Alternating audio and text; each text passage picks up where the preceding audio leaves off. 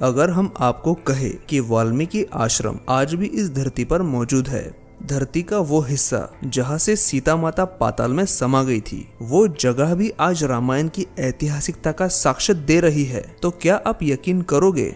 बिल्कुल करोगे, लेकिन उसके लिए आपको ये वीडियो पूरा देखना होगा।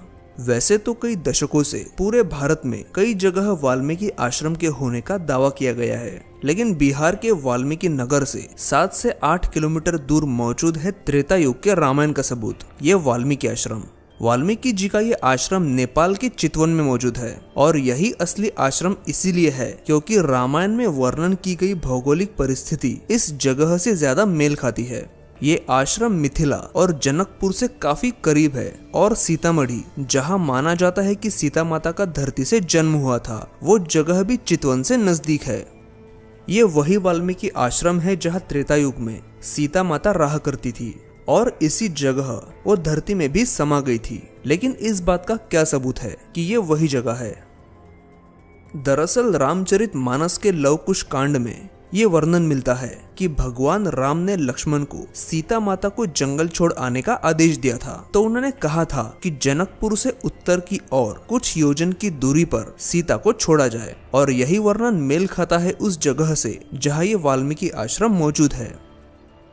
अगर इस बात से आपको यकीन ना हुआ हो तो ये भी सुन लीजिए कि रामायण में सोनगंगा, श्वेत गंगा और कालीभद्र, इन 3 नदियों के संगम के पास वाल्मीकि आश्रम के होने की बात की गई है और आज भी उन 3 नदियों का संगम हमें इसी आश्रम के पास देखने को मिलता है।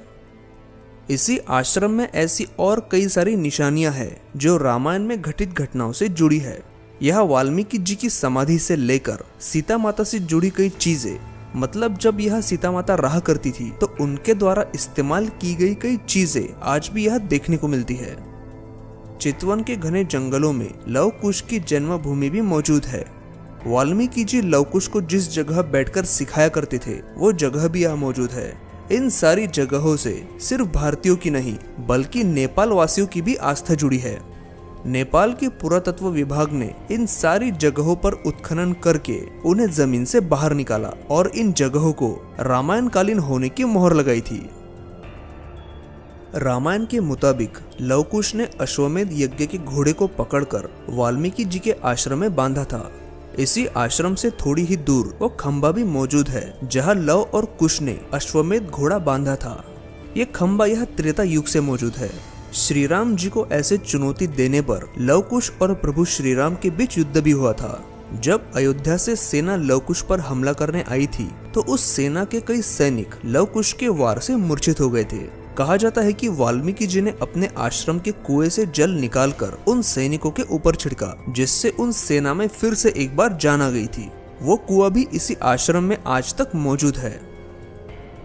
इस आश्रम में प्रभु श्री राम और सीता माता की भेंट हुई थी। उनकी भेंट के बाद सीता माता ने अयोध्या जाने से मना कर दिया था और वो इसी जगह धरती में समा गई थी। वो जगह भी आज यहाँ देखने को मिलती है जहाँ से सीता माता ने पाताल में प्रवेश किया था।